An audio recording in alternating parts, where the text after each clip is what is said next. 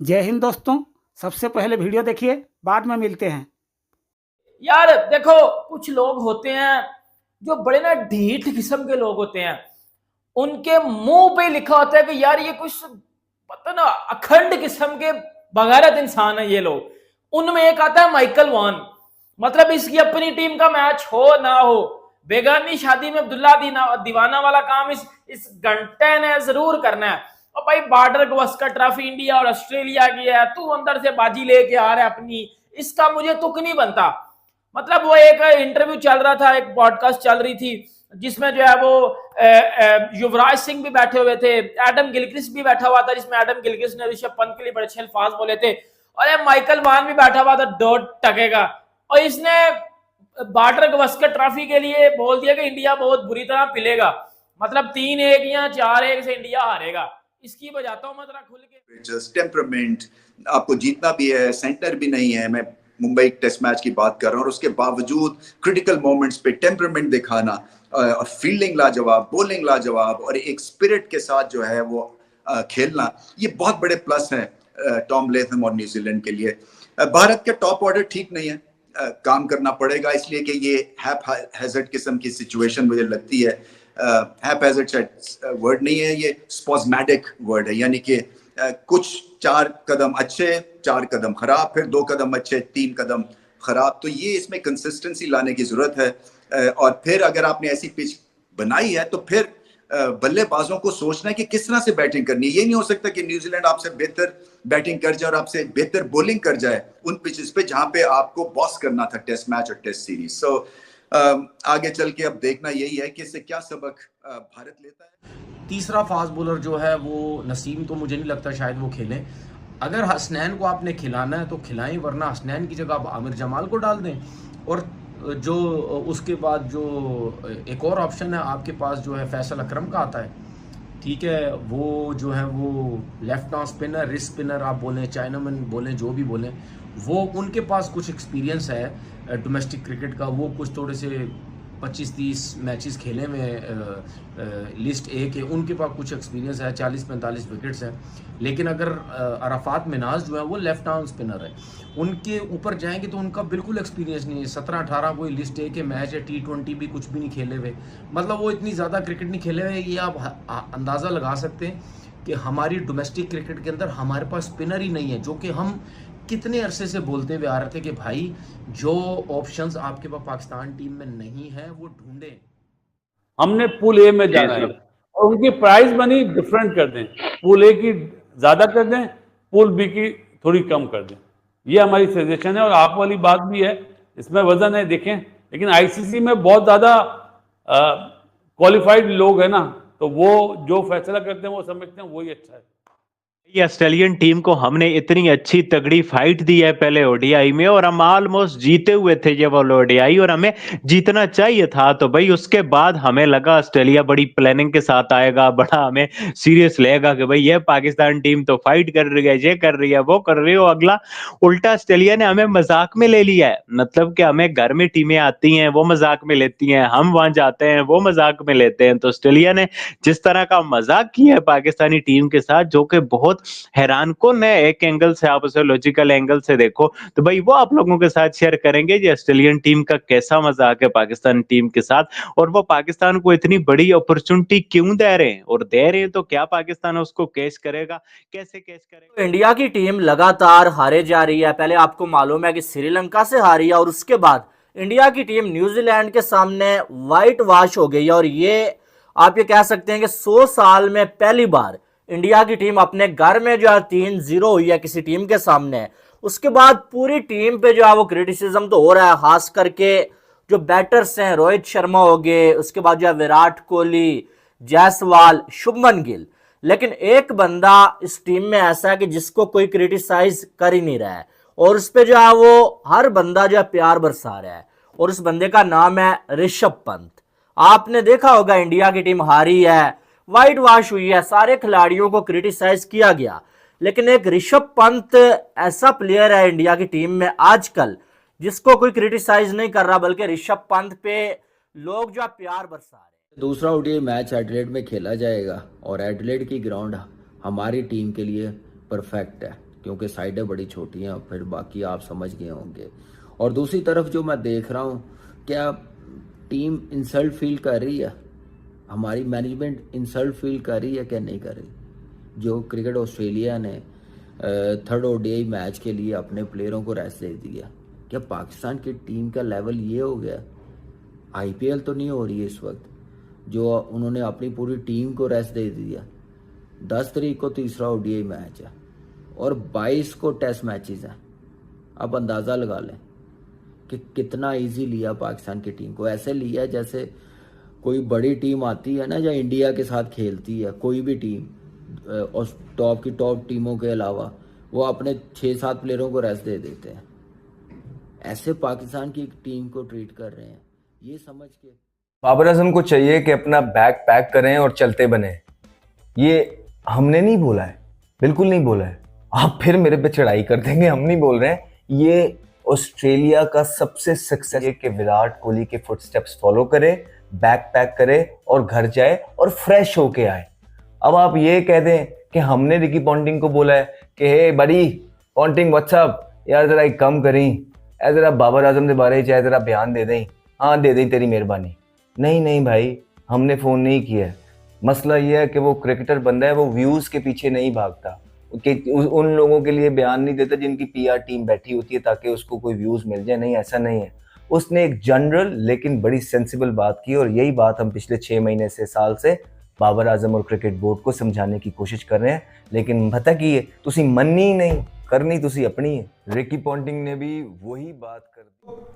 मुख्तलिफ खबरें चल रही हैं कि 11 नवंबर को आईसीसी का इवेंट एक होना है लाहौर के शाही किला के अंदर, और वहां पर आईसीसी ने बेसिकली अनाउंसमेंट करना है शेड्यूल का कि आईसीसी चैंपियंस ट्रॉफी कब होनी है। और इंडियन मीडिया ये रिपोर्ट कर रहा है कि उस शेड्यूल के अंदर वेन्यू डिस्कस नहीं होगा, सिर्फ डेट डिस्कस होगी कि जो चैंपियंस ट्रॉफी है वो 5 फर्ज किया कि 5 फरवरी से लेकर इतने मार्च तक होगी, और इंडिया का मैच उसके साथ इतने बजे इस डेट को होगा, फलां टीम का फलां के साथ मैच इस डेट को होगा।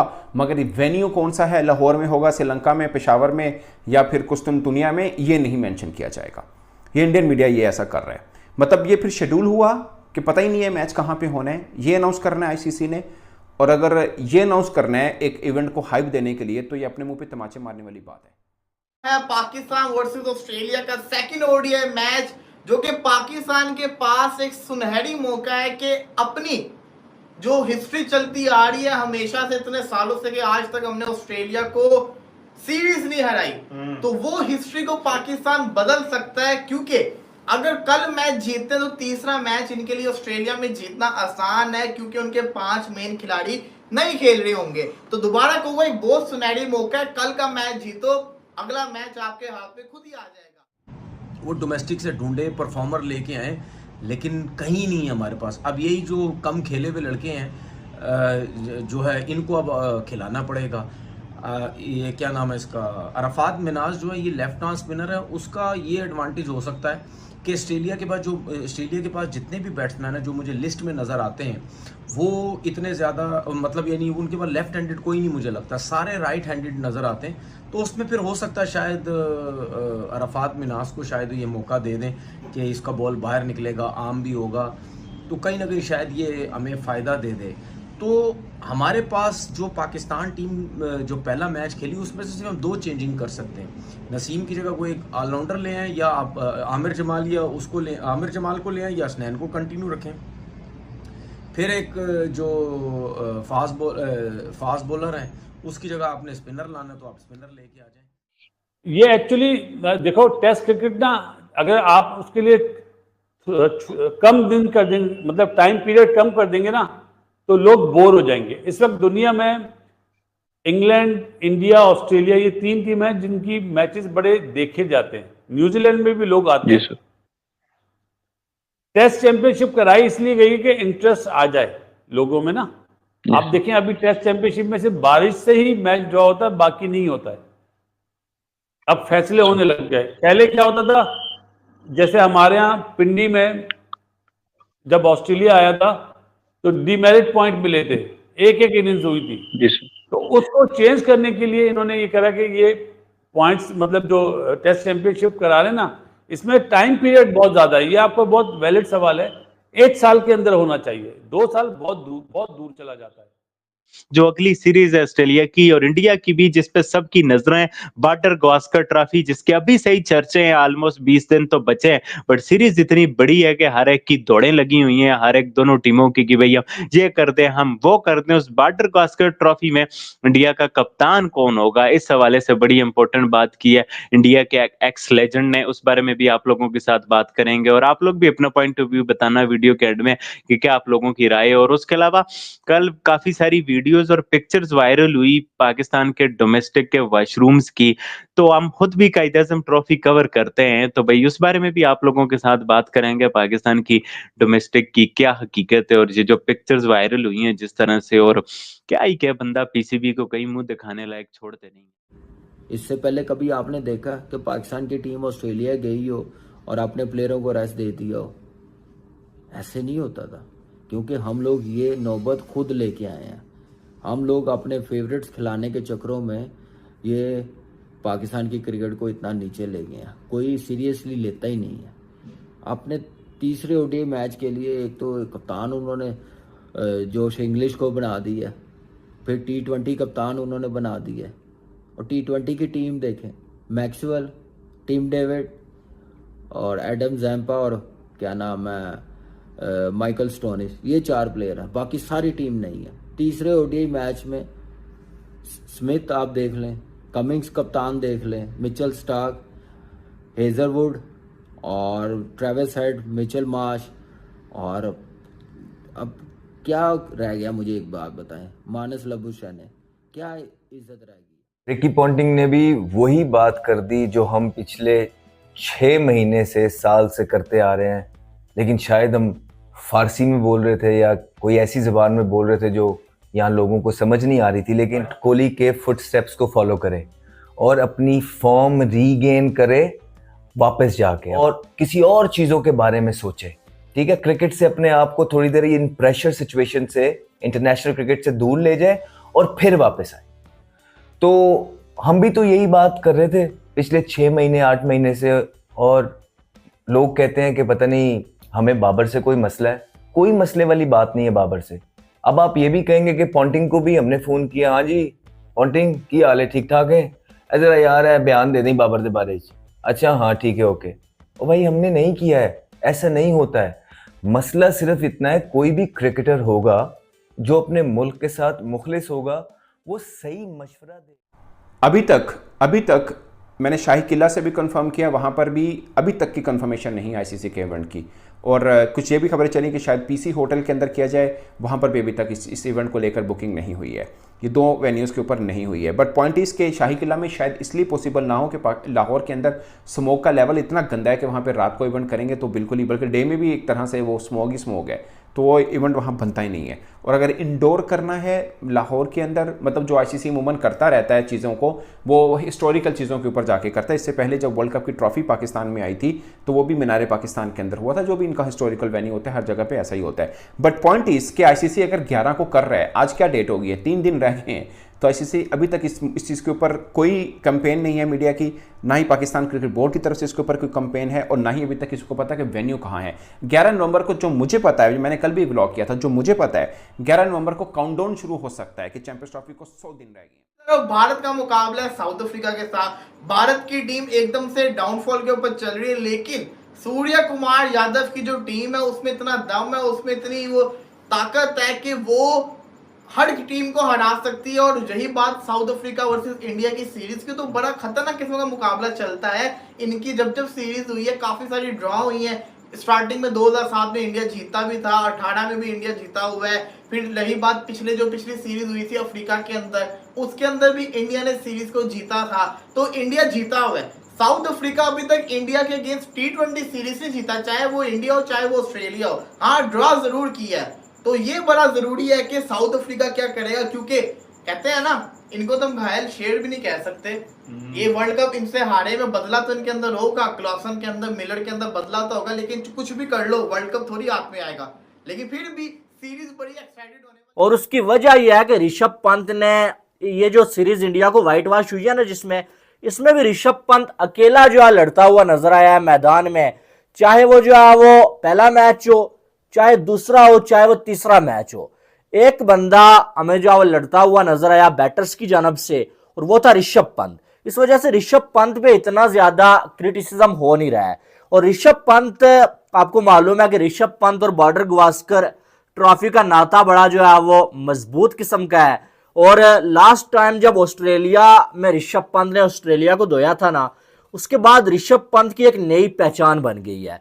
अब ऑस्ट्रेलिया के लेजेंड रिकी पॉन्टिंग जो बात कर रहे थे और उनसे पूछा गया कि आपको इंडिया की टीम में सबसे खतरनाक प्लेयर कौन सा लगता है, और आपको क्या लगता है कि कौन सा प्लेयर जो आप ऑस्ट्रेलिया के बॉलर्स की धुलाई कर सकता है।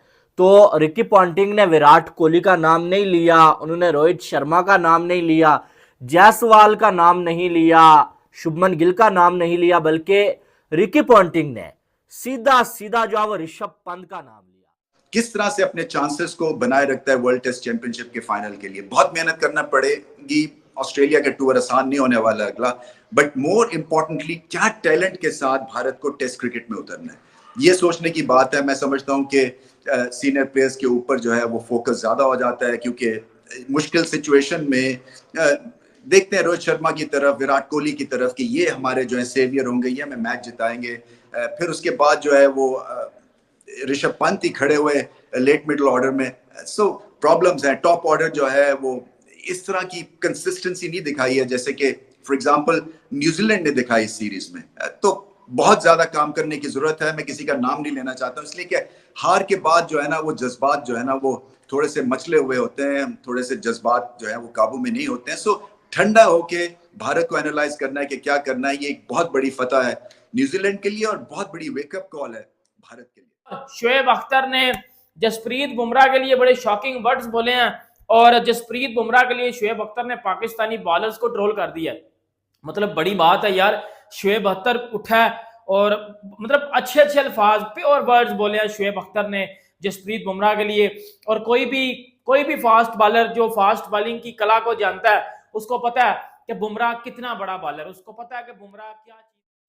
दोस्तों वीडियो कैसा लगा आप नीचे कमेंट करके बताइए।